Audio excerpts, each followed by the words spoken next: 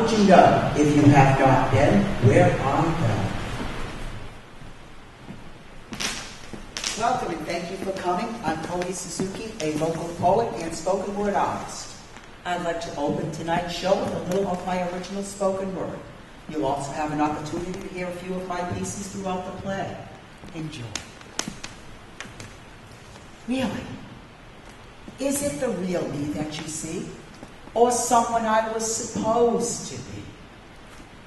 Tell me who you thought I'd be. Is it the real me?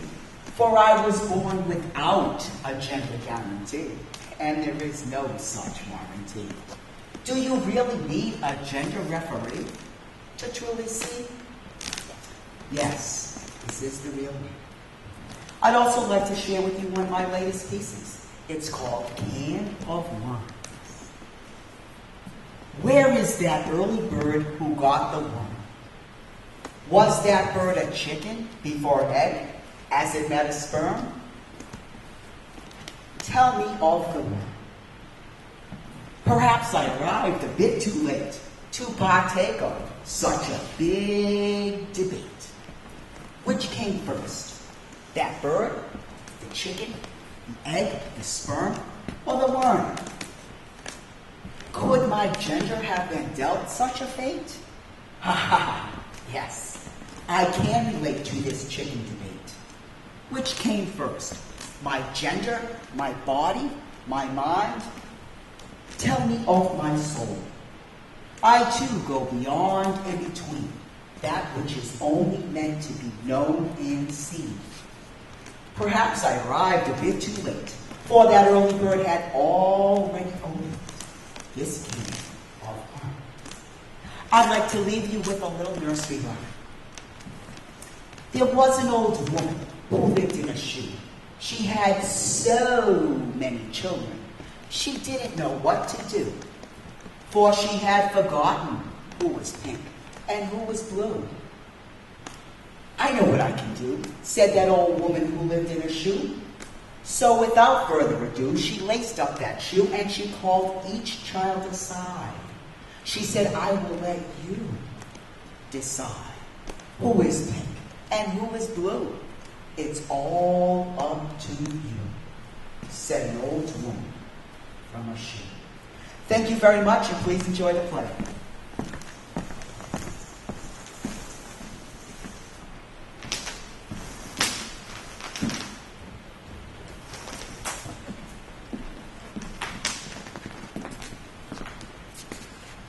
Among my earliest memories, I was standing in front of a mirror. I related to being more female than male. Of course, I was born a girl, but I put that in quotes because I never related to being a girl. I liked dresses and jewelry and dolls, and I always connected more with my mother. Back in the 60s, I was born in 1954, I was treated like a girl. I was constantly, annoyingly at my mother's side, her apron strings. I became her right-hand man. Among my earliest memories, I used to sneak into the closet, into her jewelry boxes, into the out-of-season closet. I knew where she kept her early prom dresses and her evening dresses, and I'd dress up. I was given lots of perfume bottles, but I didn't use perfume. I would take the bottles and I'd put them in my underwear to make it look like I had a little dick, like what my brothers had. Among my earliest memories, I'd slick back my hair. It was the greaser look. I'd do my hair up in a black dust rag. I'd stand in front of the mirror and see what I look like as a boy.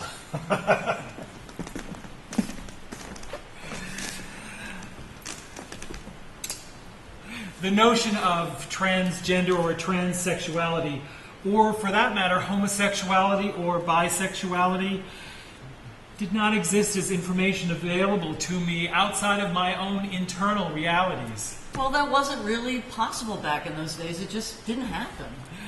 There was nothing to help with my exploration, and I don't know where I came up with any information. I found gay bars, though, by the time I was 18 and had way too much casual sex looking for Mr. Right. yet not accepting that I was gay and that gay was okay. Well, I didn't really come out until I was in college. I was 21, and I'd fallen in love with one too many girls. I simply could no longer deny it. So here I was, a butch. In fact, in high school, people used to say to me, you know, you remind me of this guy I know, because that was my energy. My parents' friends used to always say, because I was my mother's right-hand man, that I would make someone a great husband. But I knew they meant wife, although they may not have realized it. So here I was, a butch. I couldn't identify as a butch. That wasn't okay. Butch femme, really not okay. I had to hide what was inside of me. That little girl standing in front of the mirror in her room creating a little dick, that was shameful outside of that room. I couldn't talk about it. I couldn't even think about it. It was just totally unacceptable. Who's to say what I would have done if there had been information available in the late 50s, early 60s about gender reassignment or transition? I've called myself gay and bi and queer, but with more contemporary definitions, I would have to say that I'm a pansexual because I love the person I'm with regardless of their gender. And I would have to say that I'm genderqueer because I'm comfortable with my male and female gender identity. Well, I would watch that show Mad Men because for me, it kind of fixes in time what became for me my own sort of masculine identity. I mean, these were the men that I saw. That was my growing up time. So that's how I started to form my own gender identity. So when I get dressed up as a man, which I do often, it's like suits from the 60s. I'm not cross-dressing when I do that. That's my identity. That's how I dress. Because the 60s formed my identity of my own sense of masculinity. What if I told you? Would you believe? What if I told you? Would you only think I meant to deceive? What if I told you it's not a phase? This is the way I go about my days. This is the way I am. I am not the child you thought you conceived.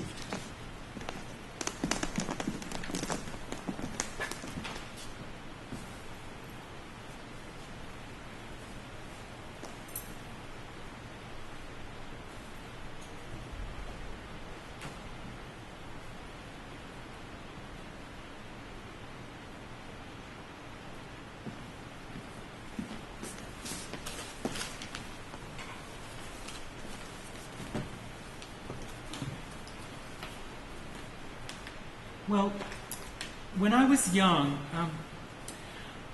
I knew that there was something different about me. I wanted to be the perfect child for my parents, so for a long time, I just kind of followed what they would say. So I was very much grappling with what my parents told me and what felt natural to me. My story is just my own. It's not representative of every trans person. In fact, it's actually a little unusual compared to the stories of the other trans people that I know and talk to. There were all these hints all throughout my childhood. I kind of fell under all of the feminine stereotypes. I was like, well, I didn't totally...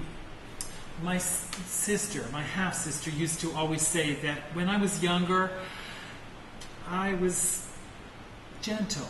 When I was little, dainty. I didn't want to get myself dirty. Around third grade, I kept getting a ton of gay claims. And I was holding hands with all the boys on the playground, so I understand why now. But back then, why is this happening? I'm not a bad person. So I tried to just push it all away and do exactly what I felt was being asked of me. I don't really have a lot of formal memories before the age of 13. I know a lot of trans folks say, oh, I remember when I was 3, 5. There's none of that. I went through most of my life never really even thinking anything about gender until I graduated from grad school and I started having relationships with women.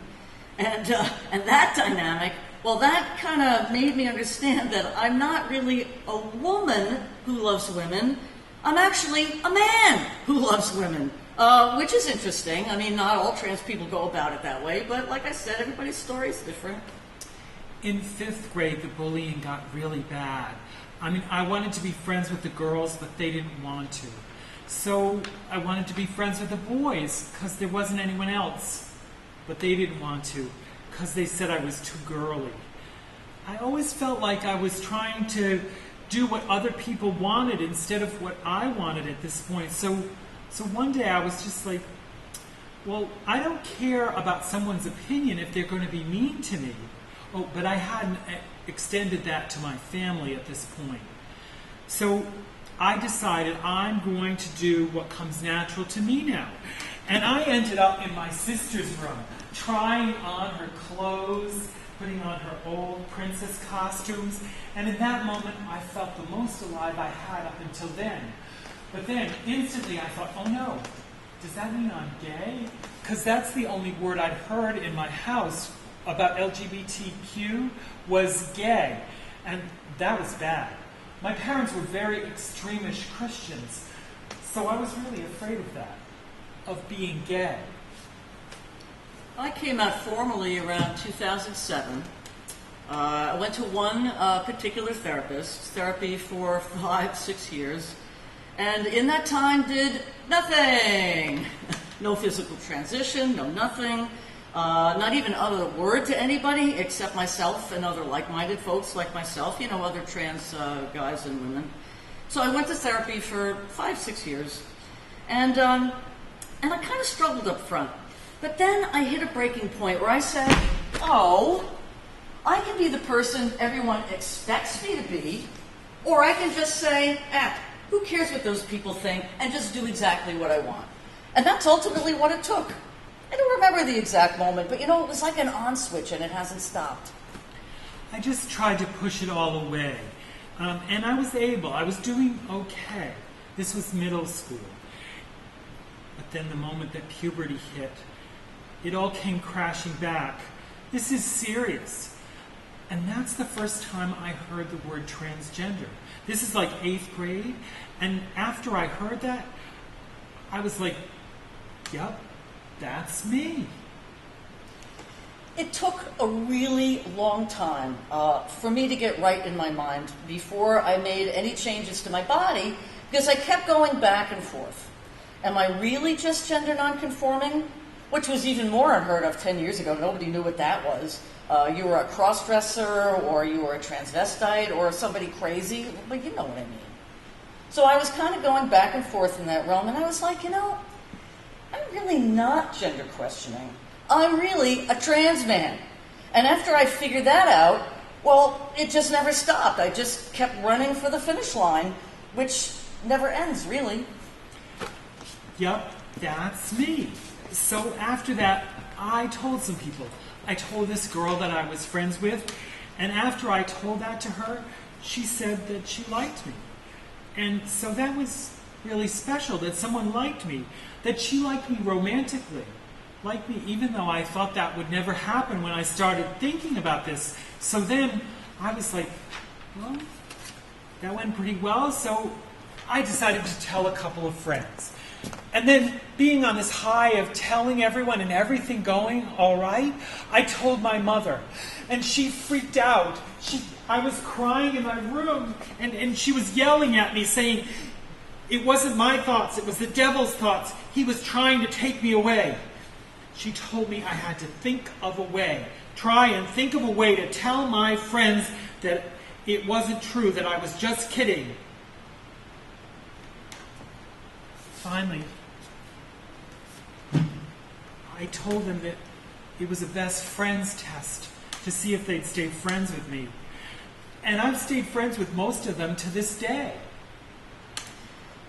It just took a lot of time sorting through. Like, is this identity really who I am? How important is that to me? Or is it just something I do? So I just play with gender, or is it really my gender? Do I really like just dressing up like a man and making people think I'm like a male impersonator because that's fun? No, it is fun. Or is it really who I am? It just took a lot of soul searching, just trying to say, okay, am I really a man and just scared what everyone's going to say? There's just a lot of self-doubt. For the next year, I tried one last time. This was ninth grade. I tried one last time to do what my parents wanted me to do. I ended up depressed. That's when puberty really hit, and my voice got deeper. And it hurt so much because I'd always known everything beforehand, but there wasn't anything I could do. I worked up the courage all through 10th grade to write my mom this really long letter. I used colored pens, and I drew in the margins. And it was like 8 pages, both front and back. This was really important. So when I gave it to her, I put it in a green folder, and I put it in her room. And then I ran back to my room. And then she barged in, and she screamed at me that the devil was controlling me. And I told her that I had been praying about this a lot, and that I know this is really me. And she said, was the God that I was praying to, was that the devil? That really crushed me. I've always believed in God. So once you just kind of say, these people don't identify me, I do, then that's the turning point for me. Once I took the power from other people that this is who you are, it all came together for me. It just took a long time. Some people know, but they're scared that they might lose their friends and family, and that's the inhibition. But for me, not so much. I was like, take me or leave me, I don't really care. I just wanted to make sure that I knew who I was before I made all those physical changes to myself. Like my top surgery in 2013, hormones in 2009, changes that are not reversible now.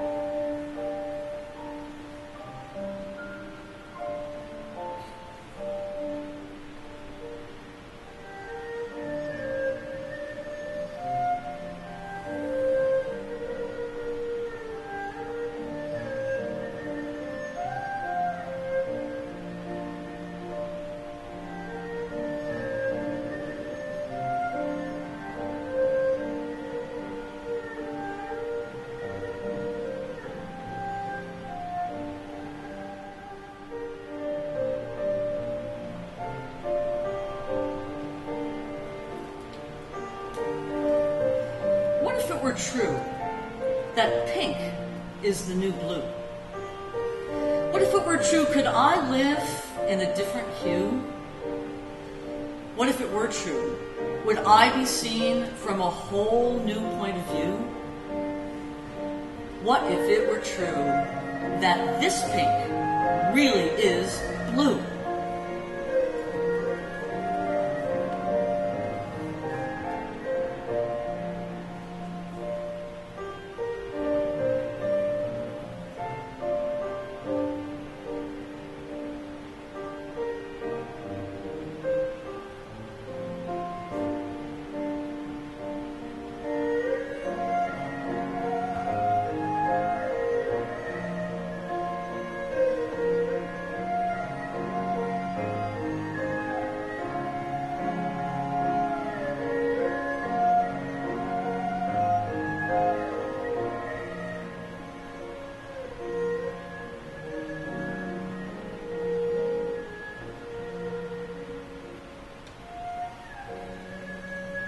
Is it the real me that you see, or someone I was supposed to be? Tell me who you thought I'd be. I was born without a gender guarantee, for there is no such warranty. Does it really take a referee to really see? Yes, this is the real me.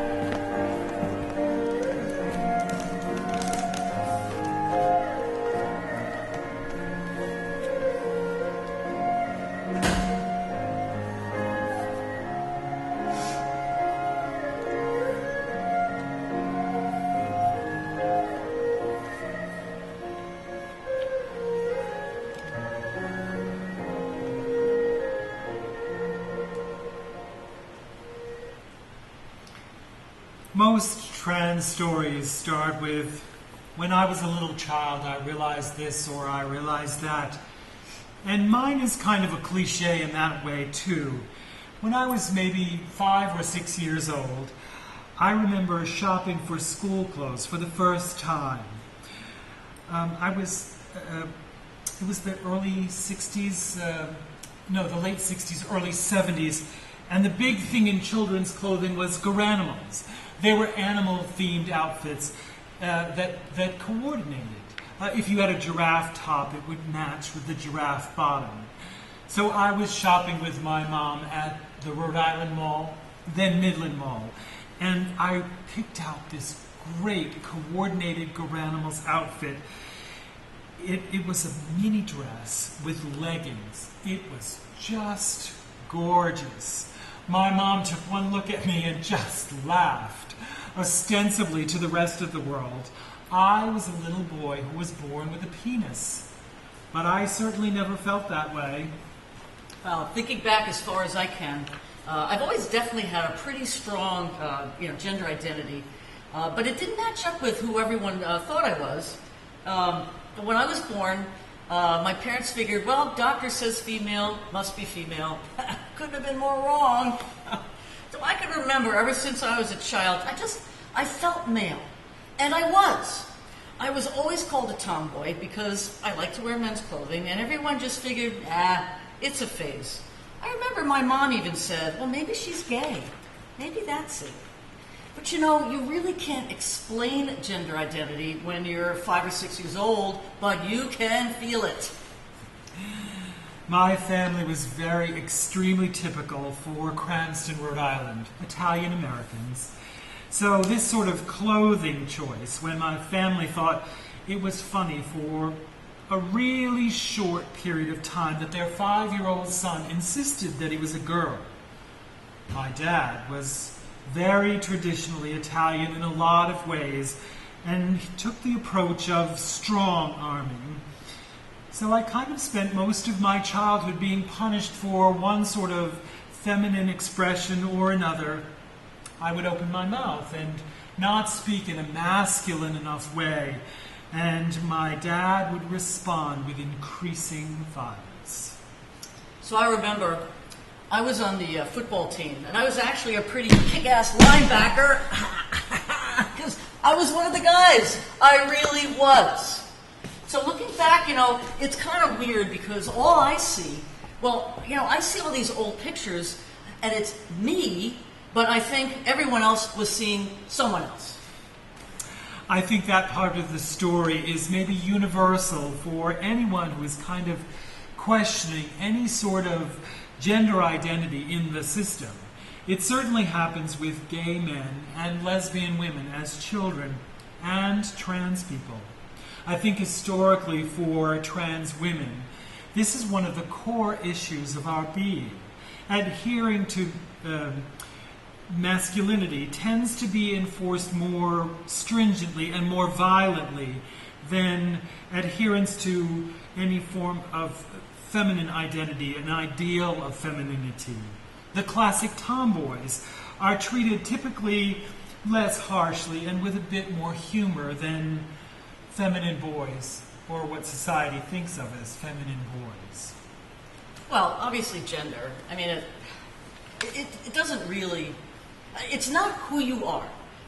It doesn't define you, but it's definitely a big part of who you are. And when your gender doesn't match up with your sex, it becomes an even bigger part of who you are because now you're fighting a battle. Well, I remember I was just trying to, say to my mother, I'm a boy. I'm a boy. I want to stand up and pee like my brother, things like that. And that's, kind of like, there's kind of a red flag there. It's different. It's not bad, but it's definitely different. I kind of came to a sort of equilibrium where anytime I expressed in what felt like a totally natural way that I felt female, that I was female, it never occurred to me until years later that I wasn't actually a girl. I remember thinking specifically, as a young child, that all boys kind of had to pretend that they wanted to be boys when everybody knew that they were girls. That's how my young mind came to terms with being trans. Yeah, I was trying to make sense of it. I was trying to figure out, what was going on, but well, there wasn't the knowledge of it as a kid. And I mean, no one was pushing, hey, this is normal, this is okay, it's okay, your brain's a boy, but your body's not. I sublimated. I think a lot of trans people do. In terms of, I just came to the point when I was 10 or 11 where I accepted that I would never be who I was. As an adolescent, I got a lot of social reinforcement as a male. As a male, I was not attracted to women. So my identity would have been some kind of compromised position as a gay male. I was really cute and attractive. So in the mid to late 70s, I just assumed that being a hot gay man and having a lot of sex was the best I could do. Come as close to who I was, but it never felt right as it did for my gay male friends. Being a gay male was an identity I never quite internalized. It felt foreign to me. Yeah, I don't know. It was crazy. Because I went from a little kid who knew exactly what they were feeling, for the most part, not quite sure, but the feelings were there. But I wasn't sure how to word it. I wasn't sure, what to do with it. I mean, I had no idea, no clue that what I was experiencing was totally normal. No clue. So as I grew up, society, kind of pushed me. Oh, you're a tomboy. You're a girl. You're a tomboy. That's it. You're going through a phase. And so I was like, oh, okay, I guess that must be it. So I just kept going with that. And then again, in high school, I was like, I'm gay. I'm gay. Turned out, it's not what it was. In my junior year in college, I came out to my family. They weren't accepted. They kind of assumed there would be this sort of announcement since I had stated that I was a girl at age 5. I spent the next 25 years as a gay man flying all over the world as a flight attendant. Rather than graduate school or teaching, this was a bridge-type way for me to live my life, a way to act out parts of me that felt female, without transitioning, which would have been difficult at the time. As I got into my 30s, my mid to late 30s, I was finding it harder and harder, increasingly difficult to live my life. I was getting depressed more and more often. I was feeling that nothing in my life matched who I really was. And I started thinking back to what happened in my childhood that I had sublimated or forgotten. Well, in my junior year of high school, I started feeling very hopeless. I didn't want to live anymore at all. I was really struggling, and it was really, really rough time. That whole January through March, I was really struggling, very depressed, very anxious. I was on medication, but it wasn't helping. And it was just a lot going on all at once. And this was on top of the usual high school crap. My parents' divorce, moving, on top of that. And oh, by the way, this transition thing, I guess I need to deal with that at some point. I started to remember things that happened, little things, rewinding back to the time when I was 5 or 6 years old. My mom had this pink terry cloth beach cover-up jumpsuit. It was hot pants with a big old zipper that came up the front. It was the most outrageously feminine piece of attire you could imagine. I fetishized over it. It was the focus of my world when I was 6, 7, 8 years old. I used to steal it and take it to my room and try it on and wear it. It was the most fulfilling, happy thing I could do. I remember lip-syncing in the mirror to Brandy wearing this pink terry cloth jumpsuit. My mom would find it in my room, and we had this unspoken tug of war where she would take it and she would hide it back in her closet, and I would find it and take it back to my room. My mom kind of knew who I was from a very early age, but she could have never vocalized it.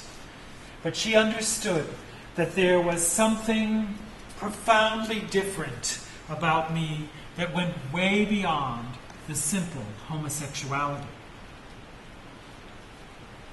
One night, I was very suicidal. I was pretty sure this is it. I'm done. I don't want to do this. I'm done. And I remember I was sitting next to my cat. This is going to sound crazy, but I really feel that my cat saved my life that day. It's weird. I know it's weird, but she's like my best friend. I have other best friends, but you know, animals, they really get it. It was at this same time, in my late 30s, my mom took sick with a very severe form of leukemia. And this is how my transition happened. My mom took sick, and I took time out from work to take care of her. And a few months later, she was dead.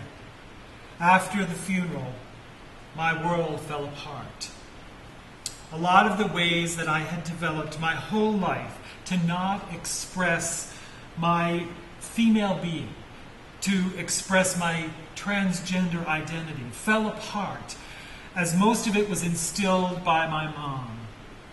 As happens with a lot of trans youth, my mom thought she was doing the best she could to teach me little tricks of self-repression, to behave in a way that I would be able to live in society.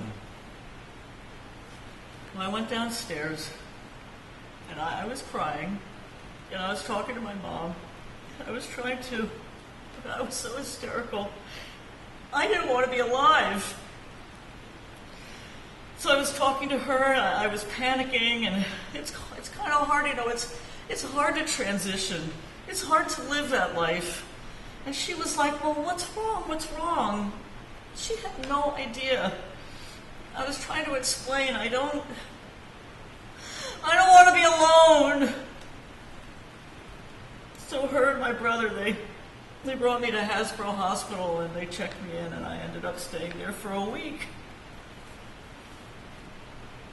I was living in Seattle at the time that my mom died. So when I flew back to Seattle, I made an appointment to start hormones and transition without ever having donned a single article of female clothing in my adult life since that pink terry cloth jumpsuit. Immediately, that first week on hormones, I felt better, calmer, happier, more completely at peace with myself. So, I was in the hospital, and they wouldn't use the pronouns or the name that I wanted them to use because, well, legally you're this, except I'm not. That's not who I am. So if you want me to get better, you'll use the pronouns. My mom had to step in. Listen, you need to use the pronouns, you need to use the name, or he's going to go back out of here and he's going to kill himself. I started using the pronouns. So in the hospital, if I wasn't here, I would be dead. I wouldn't go forward in that way, since there are so many people who are transgendered. I think it's about 49% who attempt suicide. And so thinking about that, out of all those people that go through with it and are successful with it, their stories are gone. Their stories are silenced basically after that point. So if I wanted to transition, if I wanted to be who I am, I had to survive. I had to keep going, and that's when I decided that I'm going to do this. I'm going to make my story heard, and at that point, I started pursuing the hormones. After about 2 years on hormones, I scheduled facial feminization surgery. My mom had left me money when she died, so now I had the money and the time off from work and the freedom. It is an 18-hour operation.